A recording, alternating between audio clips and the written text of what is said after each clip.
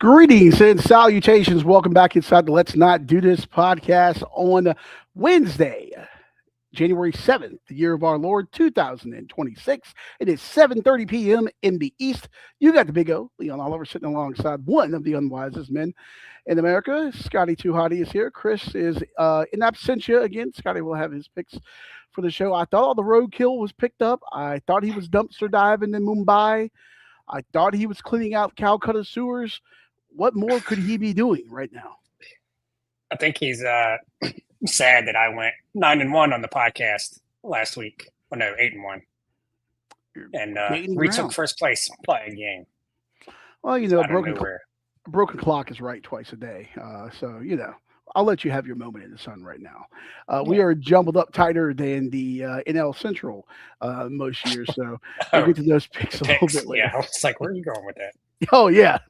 We'll get to those picks here in just a little bit. We'll have that. And, of course, we're going to do College Football Playoff Semifinals. We got Miami, Ole Miss, and then we got Indiana and Oregon on the other side of the bracket. We'll have picks for that.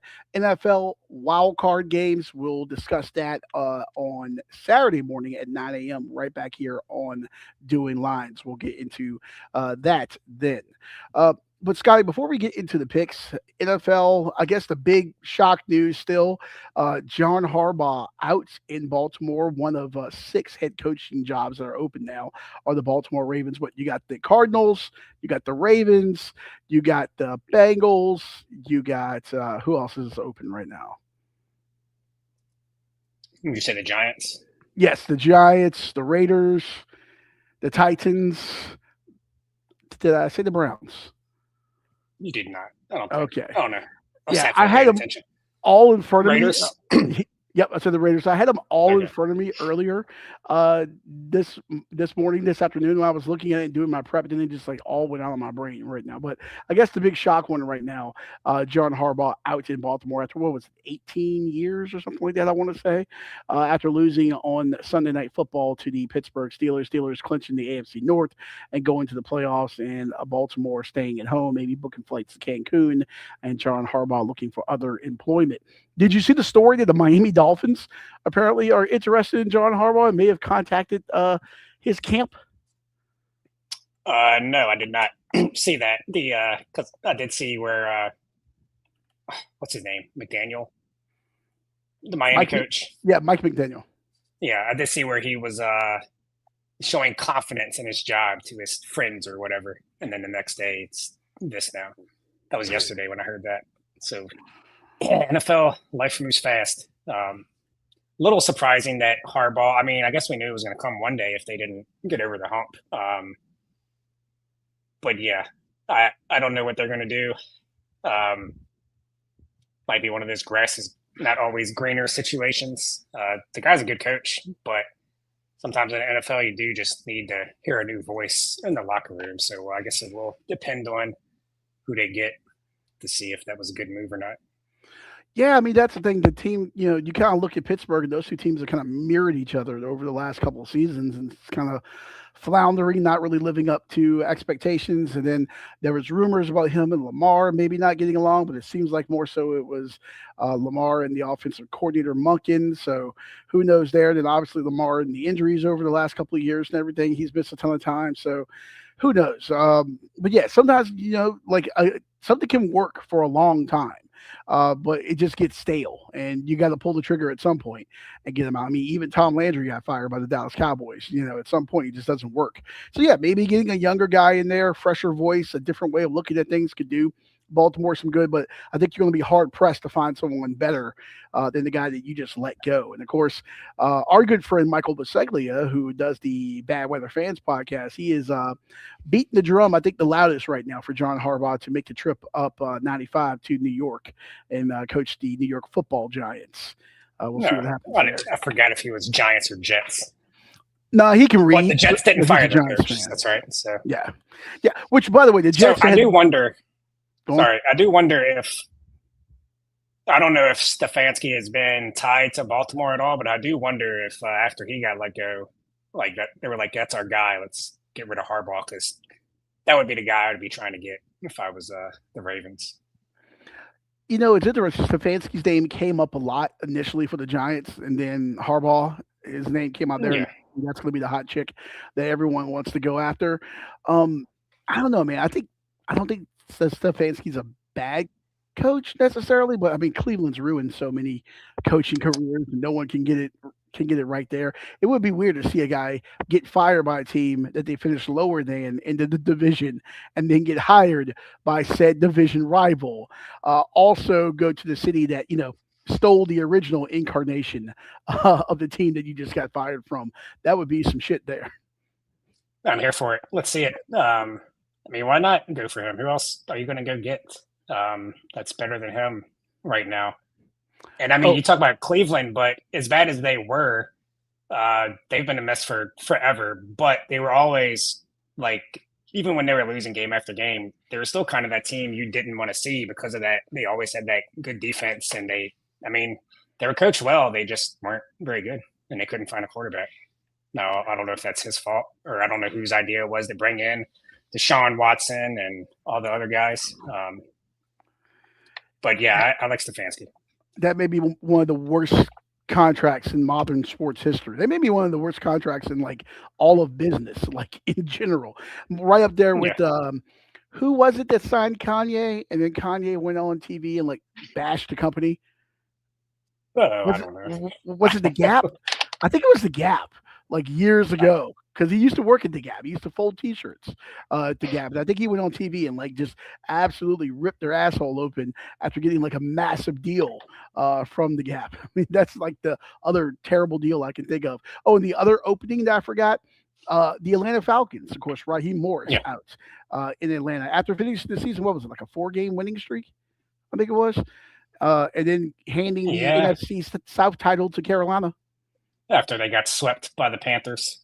If they could have won either one game against the Panthers or just beat the Jets, we're not talking about that. So, I mean, that's another guy where it's like good coach, but he's never going to get them to where they want to go. So, And you look at it, I mean, he's what is his second time around, but before for him getting let go, I mean, like you just kind of find yourself in bad situations. Of course, when teams, you know, usually have a coach opening, it's because it wasn't a good situation. You don't see a lot of guys leaving in the NFL from one job to go to another job. It's not like college leaving yeah, Arkansas State to go to Mississippi State or something. I So, could see Raheem Morris ending up in back in DC. Well, not back in DC, but back with Dan Quinn in DC. it'll be interesting. Cliff Kingsbury out in Washington as offensive coordinator there. His name has popped up in a couple of places. That's a guy, Scotty, that I thought when I look at the Giants opening, and I think you get Scat back, you get Neighbors back, albeit I did see Dr. David Chow's pro football doctor video the other day. Apparently, Neighbors is still walking with like a crutch. So he may not be ready for the start of the season, but still, you're going to get him back.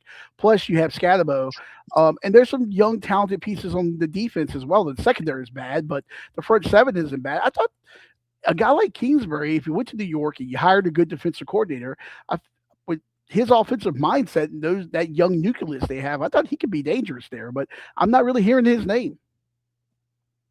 Yeah, I don't know. He'll probably end up somewhere. I don't know. Maybe with all the openings, maybe he'll get a head coach gig somewhere. I don't know if he's going to be a good head coach.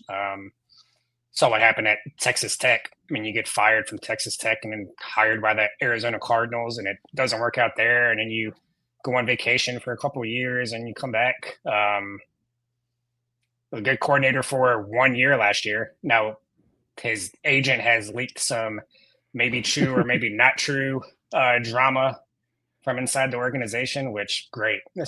I thought Dan Snyder was gone, but who knows how much of that is true and how It's much of never it good. is just PR for Cliff trying to get a head coaching job. I think he's one of those guys that's a good coordinator, but not a good head coach. But I mean, we'll see. Hey, he got fired from Texas Tech. This is before they could spin like a drunken sailor on payday. Okay, now Texas Tech has more money than God. Like they're like the Southwest of Oregon now. But they were actually trying to play by the rules then. But now they got that guy that played football there spending all the money, and they got Mahomes tossing in money. Texas Tech, they're that new money on the block now. They got that oil money. Which, by the way, I'm They're that derailing the team conversation. for whatever reason. They're that team that I've liked this football season and last basketball season that got just almost where you thought they were going to be able to win the whole thing, and they choke. I saw something from a TCU blog this afternoon, and they were like, Texas Tech's got all this money, and this guy's like a former offensive lineman that played for them. He's like some kind of billionaire oil guy. Every time you fill up your car, if you're a Longhorn fan, if you're an Aggie, if you're a Oklahoma State Cowboy, a TCU Horned Frog, are you like directly supporting Texas Tech? That blog brought up a good question. Each time you fill up the gas tank, are you tossing a little bit of money to Lubbock? Good point. Are we going to see are we going to see Baylor fans start going electric now? You might. You never know. Or try to move the team out of the state. Yeah, you never know what will happen. In the middle of the night. The little Mayflower truck business there action. So, well, we'll see what happens on the NFL coaching circle, and we also see what happens with Mike McDaniel, who's sitting there. Maybe he has a job still. Maybe he doesn't have a job. It's nice to know that if John Harbaugh pretty much said, "I want this job," that he'll be out on the street. That's always nice to know that you're kind of like your job security hangs by someone that's not even part of the organization right now. Yeah. Let McDaniel go. Another guy, probably a better coordinator. Let him come back to DC too. By the way, if McDaniel gets fired, do we really have to kind of stand watch by his house? Because remember his comments earlier in the year about another day closer to death. Do we just need to make sure that he doesn't go Epstein on himself? I think that might make him more happy than anything. Maybe. I don't think he likes being a head coach. Maybe I think he likes being in Miami. I've never seen it. It really is like watching like a narco movie and just seeing the downfall of the character, how happy-go-lucky he looked at first, and now he just looks beaten. When a guy becomes president, and then after 4 years, he just look rough. Look at Obama, when he first went in office, and then look at him when he was done. The guy still looked good, but he aged, man. That hair was great. Mike McDaniel is literally decomposing before our eyes there in Miami. So he had the first hipster head coach, so to be expected. Yeah. Well, let's get into it. We'll see what's expected on Thursday and Friday, college football playoff, getting into these picks here. Before we do that, let's take a look at the standings brought to you by Absolutely No One here. We'll start off with college football. Scotty, you are leading the way, 49, 37, and 1, extending your lead to 7 games now over Chris. Chris, 42, 43, and 2. And I am seeing better days at 39, 47, and 1. Moving on over the National Football League, I am leading the way at 45, 36, and 2. Chris, 43, 39, and 1. And you are upside down at 37, 44, and 2. 5-0 last week, though, somehow. Which, imagine, that was worse than that, Scotty. So, and it kind of, so it was 32, 44, and 2. So I complained about all those weeks where I had terrible NFL records but won money on my other picks. It was the opposite this week. I think I ended up breaking even pretty much. So, but went 5-0 on the podcast. So, hey, in non-podcast, well, because I forget to bet some of my bets that I make on this show. By the time the show's over, I forget what I put in. I need to start writing those down better. I am 2-20 so far this year, Scotty.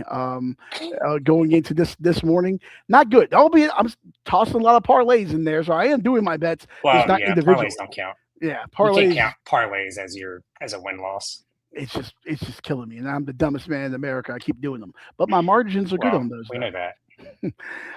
And then overall, you are 86, 81, and 3. Chris, 85, 82, and 3. And somehow I have 3 pushes as well. I am 84, 83, and 3. So literally 2 games separating first to worst here. So, all right, well, let's get into it and see how everything shakes down this week. And for that, we'll have our picks of the week brought to you by Absolutely No One.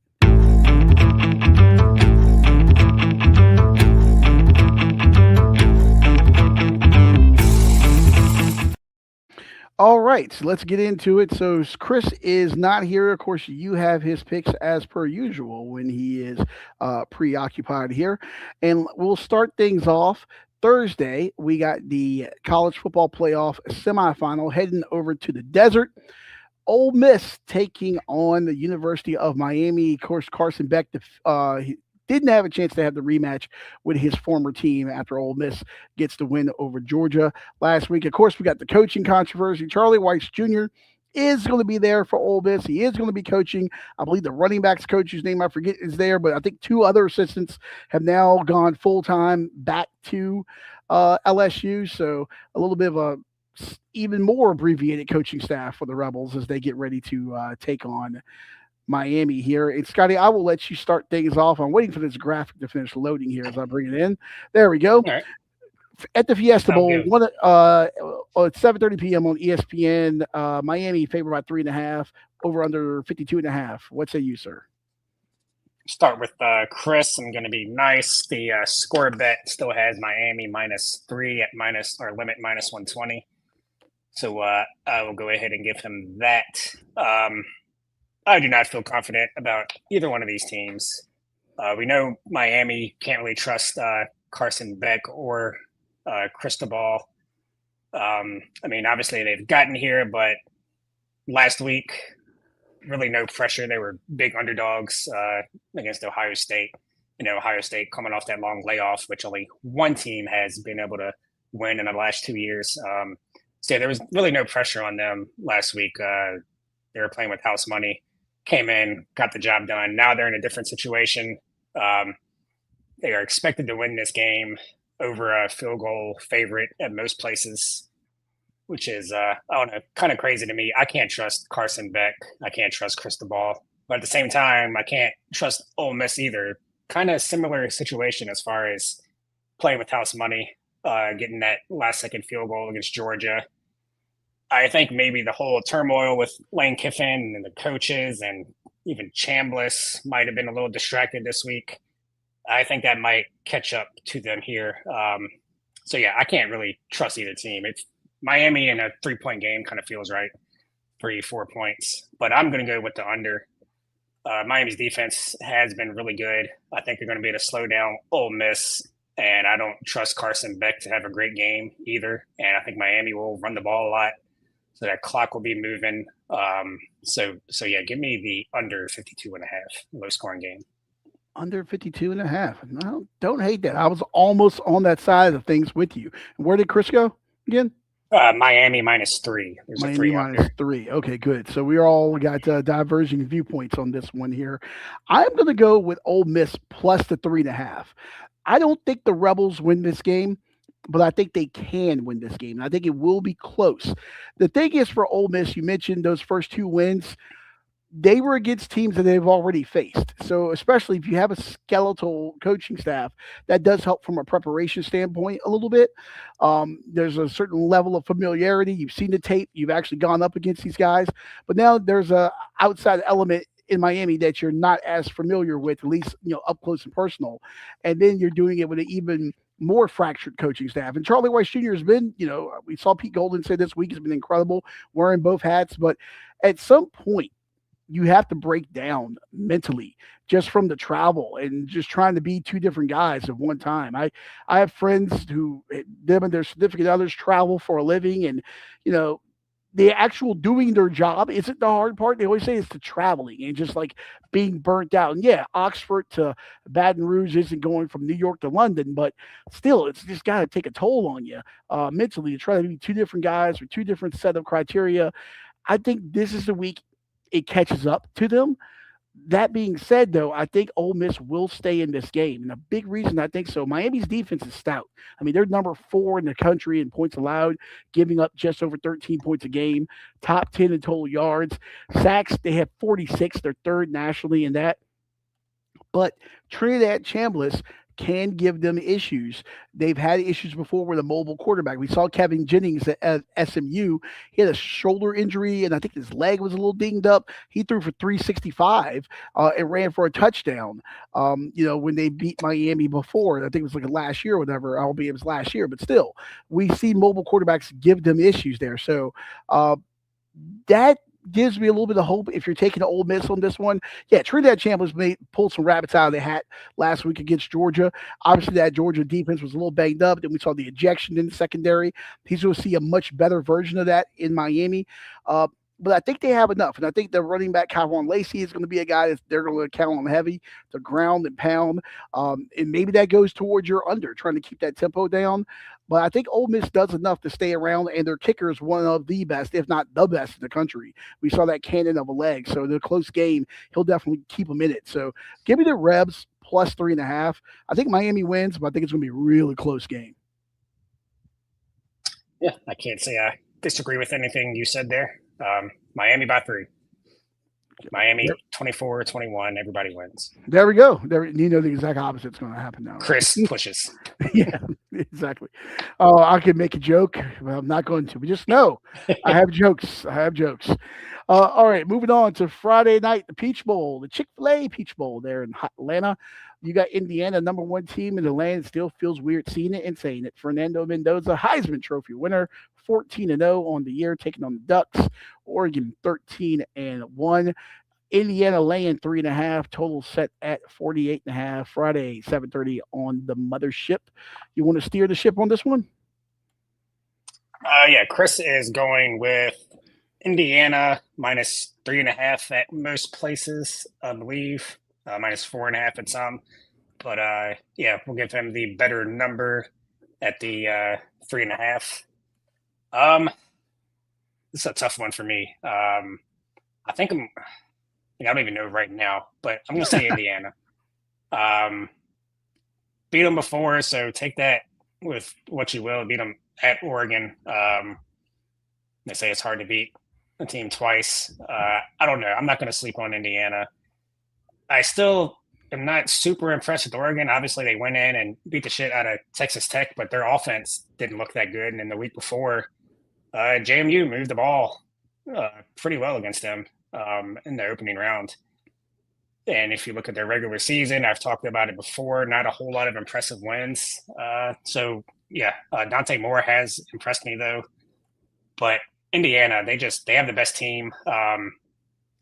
And they're not going to lose that chip on their shoulder. They're the only team in the semifinal with 0 5-stars. So they're going to use that. Signetti is a psycho. We've seen him be the only guy that can get their team to show up off that long layoff in the playoff. They destroyed Alabama just from start to finish, really. Yeah, Mendoza's look good. I just think they are the better team. Leaving the total alone, that number seems fine to me. I wanted to take that over. I thought maybe there's some weather, but it's in Atlanta. Weather should be fine. No wind. Yeah, they're to go. Are they in the Georgia Dome or the Mercedes-Benz Stadium? No, the Action Network told me it was going to be 3-mile-an-hour winds. Somebody was looking at the winds Action's been letting me down. Yeah, no, they're at Mercedes-Benz Stadium. The Georgia Dome is a thing of the past. Remember they knocked it down and they had the live stream and the fucking bus parked right in front of it? Oh, shit, yeah, I forgot about that. Yeah. Oh, damn. Well, glad I didn't go with the under then, or over. But yeah, Indiana is just the better team. They're on a mission. Mendoza is really good. Most likely be the number 1 pick. And I've been saying I'm not super impressed with Oregon. I'm not going to flip-flop on that now. So give me Indiana. The public's all over them, which I don't like, but they're right sometimes. So give me Indiana minus the 3.5. Indiana minus 3.5. All right. So these teams, as we talked about, they met at Autzen Stadium back on October 11th. IU beat what was then the number 3 Ducks 30-20 there. Fernando Mendoza had 1 touchdown, 1 pick in that game, threw for 215 yards. Not exactly world beater numbers. I know I've talked about this narrative before that against better competition, he hasn't exactly lit the world on fire, but they saw what they did against Alabama. But I think Alabama proved to everyone they should not have been there last week, and Alabama's Alabama in name only. But that's a conversation for another day. That being said, look, It's hard to beat a team twice. We know the old adage. She talked about it earlier, but it's that way for a reason, and especially a team that's coached by Dan Lanning. I mean, you talk about two psychopaths. You got Kurt Signetti here, who, that guy chews glass, and I think Dan Lanning would be right behind him, and he's going to get that team whipped into a frenzy. I heard Chip Patterson say on the Cover 3 podcast that this isn't so much going to be a football game as it's going to be violence with hammers. That's what this is going to be. It's going to be a rock fight. It's going to be ugly. It's going to be physical. This is, in my opinion, the national championship game. I think the winner of this game, provided they have anyone standing, because there will be some hitting in this game, I think it's got to be your favorite to win the national championship, regardless of what happens on the other side of the bracket. But I'm going to go with the under 48.5 points here. Just they saw each other less than 3 months ago. Oregon's offense has struggled to score at times. They've been efficient against some of the better defenses, but they've been a little up and down this season. I think, a lot of people are kind of waiting for that magical Dante Moore moment. I think we're still all waiting to see it. I know I don't have him on the graphic here. That wasn't any slight to him. They just didn't put a picture of him in the uniform that they're wearing. So, that being said, Mendoza's going to look good, but I think both of these teams are going to lean on the rushing attack a little bit, especially IU. I think they're going to try to want to ground and pound and be physical a little bit, and I think this number is going to it's pointing downward, and I think that the trends are kind of going that way too. I had my notes in front of me, and I scrolled past it. There we go. Oregon's last two. So you had that 23-0 win. That went under by like 22 points. I mean, no one expected Texas Tech to, shit the bed there offensively. Then you had that 30-24 win at Penn State. The under there was 48. Then you look at the Rose Bowl. Indiana won 38-3. That went under by like 32 points.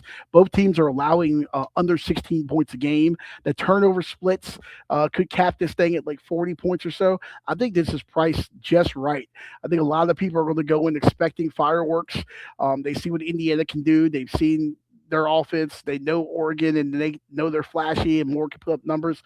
But I think this is going to be the exact opposite of what a lot of the public thinks this game is going to be. So put me down for the under 48.5 here. Yeah, if it stays over that, 48 is a key number. If it stays over that, I would like the under a lot better than the over. But I don't know. Two best quarterbacks in college football. That's why I went with Indiana instead of the total. But I would pick the under if I had to. I'm most excited for this one because this is just going to be, lock the door, put the wife and kids to bed. This is going to be just violent. It's going to be a lot of fun. These two teams can play some defense. So, and I just want to see the sideline shots of both coaches too, just like the spewing anger and the. Yeah, I forget the exact comments, but they've both been complimenting each other a lot in the press, which is pretty funny. It's like that clip, the movie called Sorry to Bother You, and the two guys are like intense in their face, but they're just giving each other compliments. That's kind of like what this reminds me of. Very funny. They're both just doing that to kind of get in the other guy's head or not give any material. But yeah, I thought that was funny. Both guys coached under Nick Saban at some point. We know all about Nick Saban and talking about the rat poison. Lane Kiffin's talked about it a million times. Both guys trying to give the other team a heavy dose of rat poison, pumping them up there a little bit. Definitely some psychological warfare going on. By the way, did you see Kirk Signetti last week?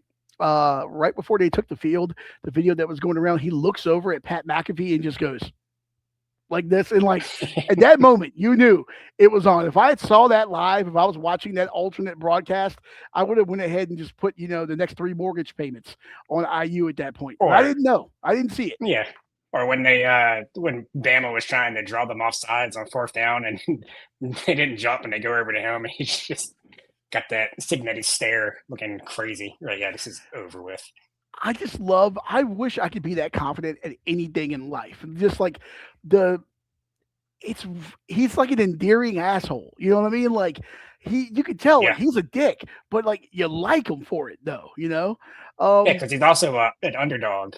Yeah. And he's kind of just like, I know I'm good. Like, yeah. And I should have been. I should have had this a long time ago. these Indiana people are riding on cloud nine right now. Talk about like just unprecedented heights for this football program. And then Mark Cuban just ponied up a bunch of money for them for the portal this year. So everything's coming up roses in Bloomington right now. Speaking of Indiana, I bet on their basketball team. The Let's see what they're doing. the Hoopin' and looking good. Hoosiers in They College got the Park. minus 7.5. They're up 13. Let's go. Maryland At- sucks. Yeah, Sorry, Maryland. Buzz. They're terrible. Yeah, Maryland's got a long way to go there. So, all right, well, that'll do it for the picks for the college football playoff. Of course, we'll talk about these games on Saturday back here at 9 a.m. for the wild card. You got the Rams making the trip back across country again, taking on the Panthers, where Carolina already won this year. These two teams already played.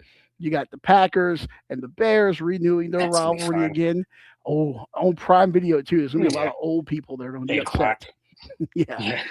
Then flipping the script to Sunday, you got the Bills buying every table, I'm sure, in Southeast Georgia and Northeast Florida, making the trip to Jacksonville, taking on the Jags. You got the 49ers making the trip east, taking on the Eagles there. That should be an interesting contest there. And you got the Chargers coming east to take on the Patriots. Drake May, possible MVP. We shall see. And then, of course, it rounds out on Monday with the Texans taking on the Steelers in Pittsburgh, where the Texans are the favorites on the road there by 3 points. Texans finally got saw the graphic where the Texans. This is the first time that they haven't played their first game on Saturday. I did see that. The social media team had a lot of fun with that. Saturday at 1, Saturday at 1. Good for them. That should be a good good for one, them. too. Yeah, it should be a lot of fun there. So we'll talk about those 9 a.m. Saturday morning right back here on Doing Lines. Scotty, before we get out of here, there is a couple things I wanted to bring up here. So you're a fast food connoisseur, right? I suppose.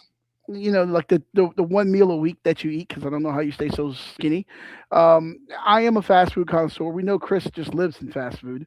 I did see this map, and of course, everyone puts out like bullshit maps and stuff, and all these stats yeah. they cherry saw pick that. from places. But I believe this was Finance Buzz had this, and Visual Calculus put it out. But I believe the data came from Finance Buzz about each state's favorite fast food joint.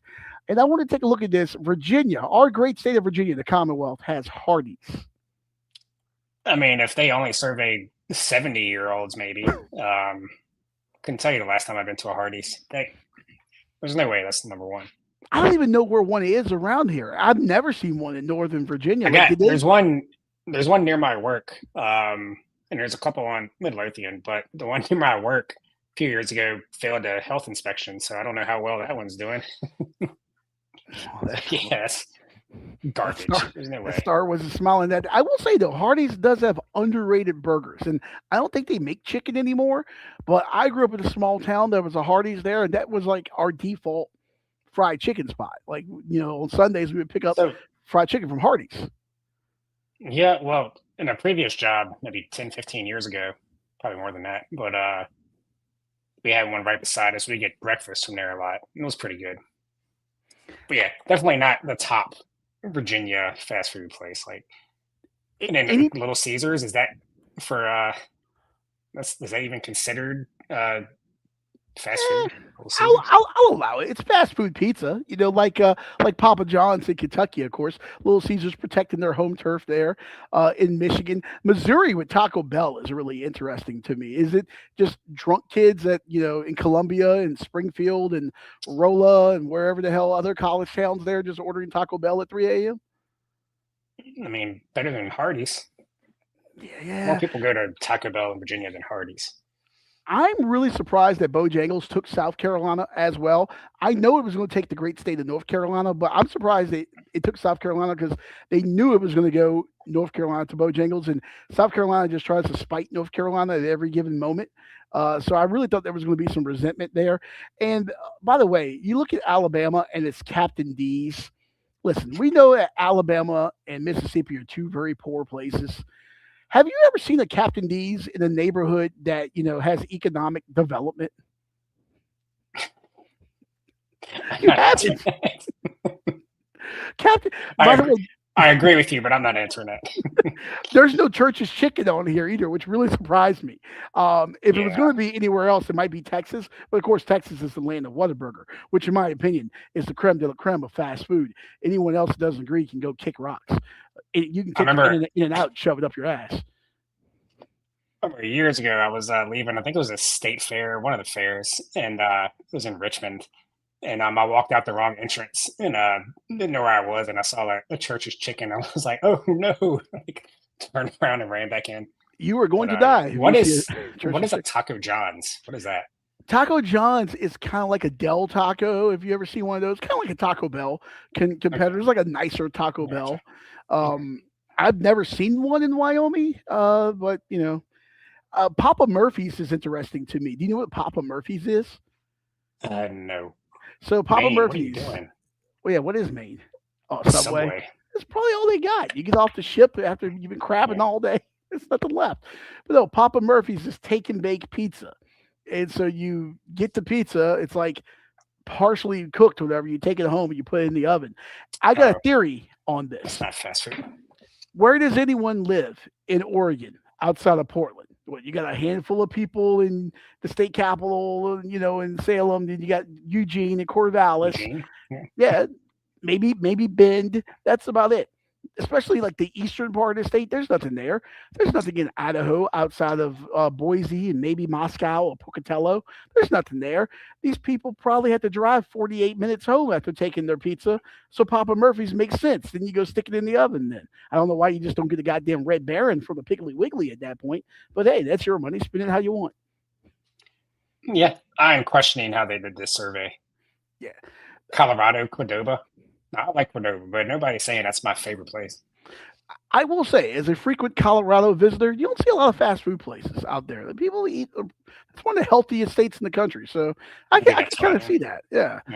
My favorite on this list is West Virginia, going with the Wendy's, and I say this so I can embarrass my lovely bride. One time we were traveling to Indiana and we were driving through West Virginia and we stopped in literally the most podunk of podunk places in West Virginia.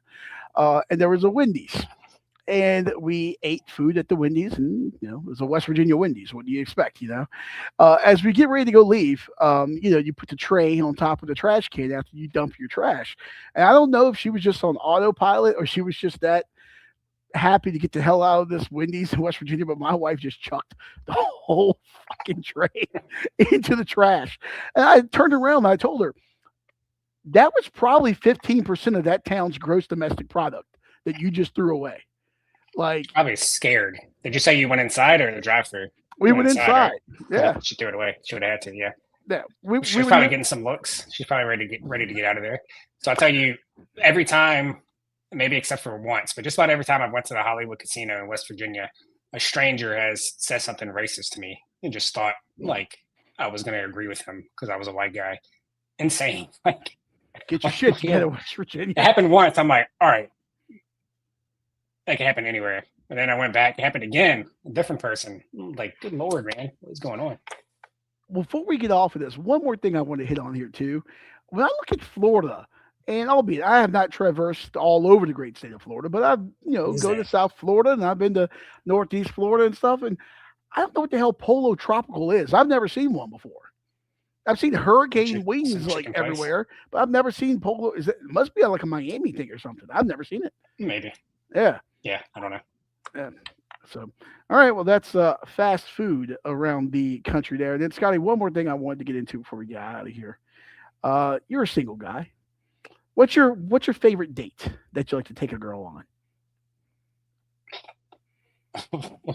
I know where you're going. Go for a drink. Keep it simple. Okay, keep it simple. First date. Yeah, don't need to spend a bunch of money because you might not even like them. So I had first dates or just dates in general. First date. First date. Yeah. So I had a theory. There is a very nice Arby's. Well, it used to be like 20 years ago. Nice in the west end of Richmond. And I think there's a nice Arby's like south of the river somewhere too, like a pretty big size one. I mean, it's got like a fireplace in there and all kinds of stuff. Back when Arby's was much better, my thought process was you take her to the nice Arby's. And because they got the market for sandwiches, she wants to get something healthier there. It's a good test out, you know. It's a fast food place, but it doesn't look like crap. You find out like if she's in it for the money, is she gonna drop you because you took her to the Arby's? Then you know she gonna stick around and not take her somewhere nice next time. Apparently, women today would not have liked this from me. So the But I don't agree one- with you often, but I agree with you there. I don't get the going somewhere nice on the first date, yeah, I'm not. because if you don't like them, then like you're spending a bunch of money on somebody that is not going to go anywhere. So second, Yeah. third date, that's when you go somewhere nice. I'm not taking you to Capitol Grill on the first date. Like, First no date, way. get out of here. So taking a look at this as I keep bringing in the exact same graphic. That's not the graphic. There we go. But not Arby's. Yeah, I can't get with the not the Arby's. Arby's. So this is from the prestigious Instagram account called Chicanos Worldwide. Now they're like an aggregate site, so they aggregate from a lot of other places. So I don't know where they got this from, but they had it on here. A list of places women refuse to go on a first date is going viral. So apparently, in the year of our Lord 2026, women do not like to go to Cheesecake Factory. That's the number one thing there, which I can't blame So, them. Food's First bad. of all, there's 28 places, so everything's going to be on here, just about. You're the Scotty the vintage Scotty date number 26, a bar just for drinks. They say no go, Scotty. Hey, but 26 is good. Look how many places are on here. 26, I think, is like one person said it. The only thing that your place beat out was a sporting event, which would be great. A baseball game. If you live in a smaller town, like a medium-sized city, like a minor league baseball game, it's probably a good first date. You walk around the park, get some cotton Again, candy. Yeah, and that's just girls that don't like sports, probably. This Yeah, is yeah. just stupid. There's too many. You got to keep it to 10 max. Listen, 5, really. who's taking the girl to Waffle House for a first date?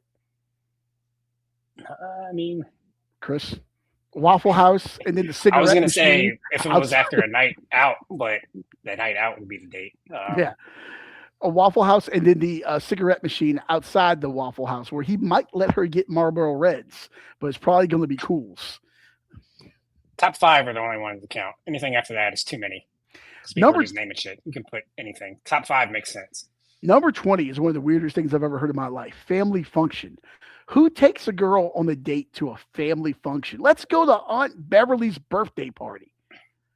Italians. They love Really? their mom. Right.